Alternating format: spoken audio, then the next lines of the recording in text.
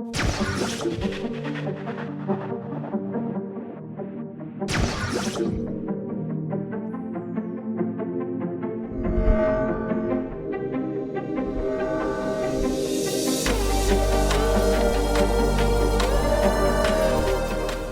ดีค่ะท่านผู้ชมวันนี้เราจะพาทุกท่านมาพบกับอีกหนึ่งเรื่องราวความสำคัญนะคะของเทคโนโลยีการสื่อสารของประเทศไทยของเราทุกท่านน่าจะทราบกันดีนะคะว่าเราเดินมาถึงยุค 5G แล้วนะคะซึ่งหน่วยงานที่มีบทบาทสำคัญในการผลักดันเทคโนโลยี 5G ให้เกิดขึ้นในประเทศไทยของเรานั่นก็คือกสทช.แต่หลังจากนี้ค่ะว่าการต่อยอดที่สำคัญนะคะของ 5G จะดำเนินไปในทิศทางไหนเราจะต้องรบกวนท่านผู้รู้ท่านนี้ค่ะให้มาเป็นผู้ให้ข้อมูลอย่างละเอียดเลยนะคะนั่นก็คือพลอากาศโทดร.ธนพันธ์รายเจริญ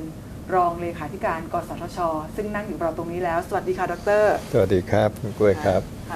ยินดีนะคะที่วันนี้ท่านให้เรามาได้พูดคุยกันแบบละเอียดเลยนะคะใกล้ชิดกันแบบนี้ถึง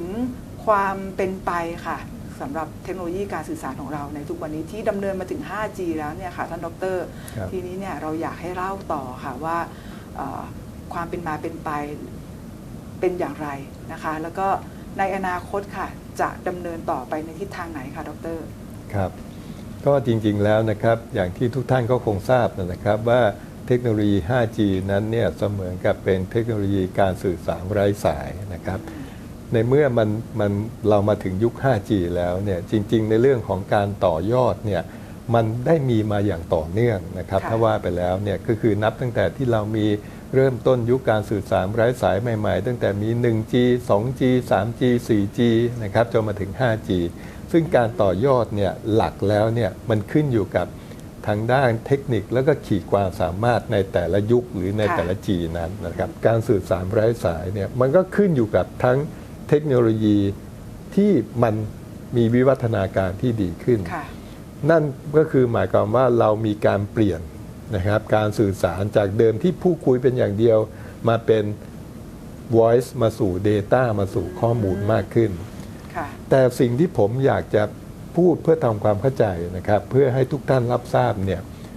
ในเรื่องของการต่อยอดโครงข่าย 2G 3G 4G หรือไร้สายอย่างเดียวมันเป็นปัจจัยหนึ่งแต่สิ่งสำคัญที่จะทำให้เกิดการประยุกต์ใช้งานได้นอกเหนือจากเรามีโครงข่ายที่ดีแล้วจะเห็นได้ว่ามันจะต้องมีอุปกรณ์หรือแอปพลิเคชันต่างๆมารองรับด้วยผมยกตัวอย่างที่เห็นชัดเลยเมื่อเราต่อยอดจาก 2G มาสู่ 3G ใช่ไหมครับในยุคนั้นอย่างที่ผมเรียนตั้งแต่แรก 3G ทุกคนสามารถเข้าสู่อินเทอร์เน็ตได้เนื่องจากว่ามีการขยายถนนหรือขยายการสื่อสารแต่เห็นไหมครับว่าถ้าเราไม่มีอุปกรณ์มารองรับอย่างเช่นเราไม่มีสมาร์ทโฟนเรายังคงใช้โทรศัพท์แบบเดิมที่เป็นปุ่มกดที่ใช้เพียงแค่ส่ง SMS ได้อย่างเดียวนะครับมันก็จะไม่สามารถต่อยอดประยุกต์ใช้งานได้ดังนั้นอันนี้ก็จะเป็นปัจจัยสำคัญเหมือนกันนั่นก็คือหมายความว่าเราก็จะเห็นได้ว่าเขาพยายามทำให้โทรศัพท์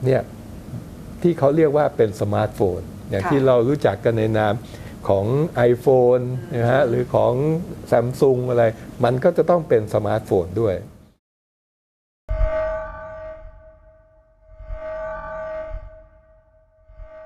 ต่อไป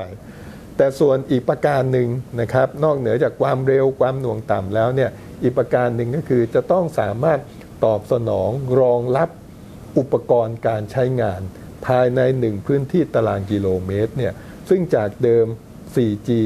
จะประมาณ 100,000 อุปกรณ์แต่ใน 5G จะต้องรองรับอุปกรณ์ต่างๆได้ไม่ต่ำกว่า1ล้านชิ้นศักยภาพก็เพิ่มขึ้นซึ่งขีดความสามารถตรงนี้มันเป็นตัวที่เราสามารถที่จะต่อยอดสำคัญอีกประการหนึ่งนอกเหนือจากการต่อยอดการใช้งานสำหรับผู้คนแล้วนั่นหมายความว่ามันจะสามารถต่อยอดการใช้งานสำหรับอุปกรณ์ต่างๆได้ด้วยเพราะฉะนั้นจากขีดความสามารถอันนี้ก่อนจึงเป็นตัวหลัก ในการที่จะทำยังไง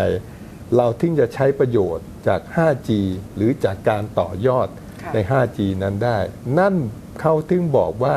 มันเป็นการเปลี่ยนนะครับเพื่อมารองรับไม่ใช่เพียงแค่การสื่อสารระหว่างคนกับคนหรือ consumer product แต่เป็นการรองรับเพื่อการสื่อสารระหว่างคนกับเครื่องหรือเครื่องกับเครื่องหรืออุปกรณ์ต่างๆเนื่องจากว่ามันมีขีดความสามารถในการรองรับอย่างที่ผมกล่าวนะครับ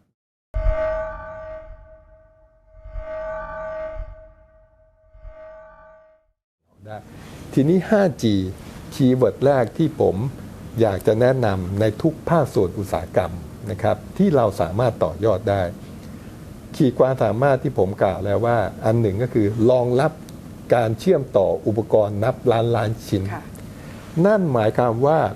อนาคตอันใกล้อุปกรณ์ต่างๆที่ว่าเนี่ย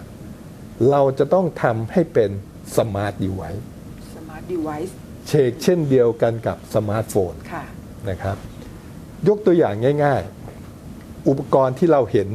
สมมุติในห้องเนี้ยง่ายๆเลยนะครับไม่ว่าจะเป็นหลอดไฟแอร์พัดลมตู้เย็นอะไรที่เราพูดถึงเนี่ยอนาคตอันใกล้เนี่ยจะต้องทำให้อุปกรณ์เหล่านี้เป็นสมาร์ทในที่นี้คือมีความฉลาดยังไงเช่นเดียวกับสมาร์ทโฟนเลยอันแรกเลยคือจะต้องเข้าสู่อินเทอร์เน็ตด้วย 5G ได้คืออุปกรณ์พวกนี้จะเชื่อมต่อ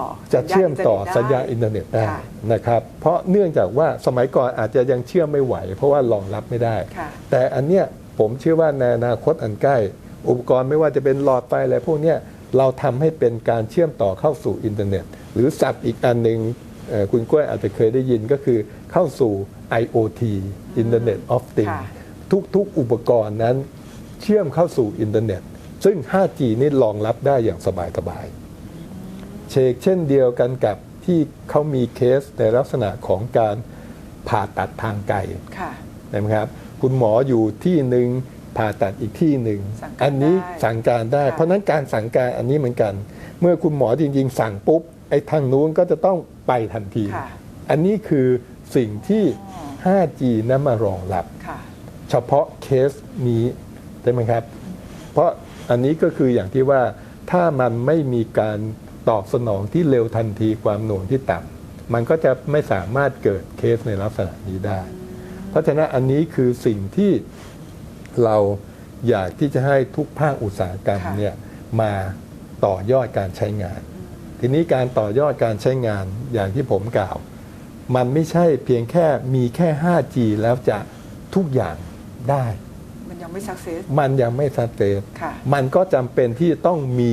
หนึ่งทำไงให้อุปกรณ์มันชาญฉลาดนะครับผมเปรียบเทียบเหมือนกับเรามี 3G อ่ะถ้าเราไม่มีอุปกรณ์สมาร์ทโฟนไม่มีแอปพลิเคชันต่างๆมันก็ไม่ได้เกิดใช้งานที่สมบูรณ์นะครับเพราะฉะนั้นตรงนี้คือสิ่งที่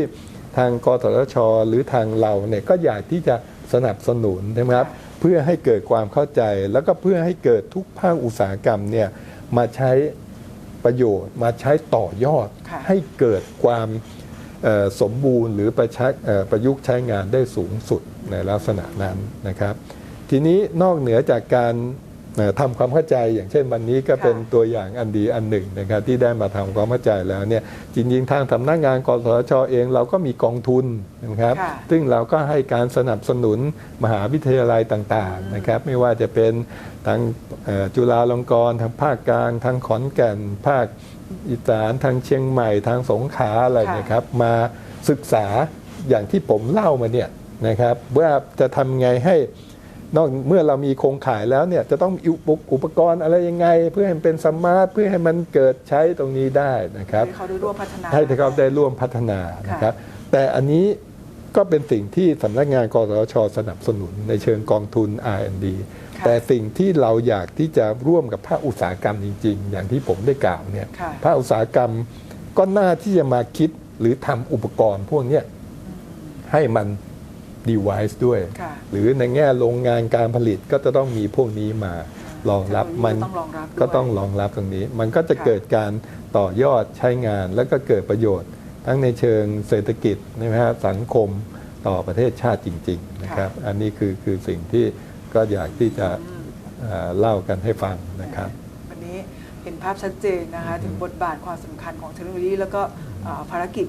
อันหนักหน่วงนะคะของกสทชนะคะสำหรับในวันนี้ต้องขอบคุณนะคะพลอากาศโทดร.ธนพันธ์มากๆที่มาให้ข้อมูลรายละเอียดแบบนี้กับท่านผู้ชมแล้วก็รายการของเราค่ะขอบคุณนะคะครับด้วยความยินดีครับ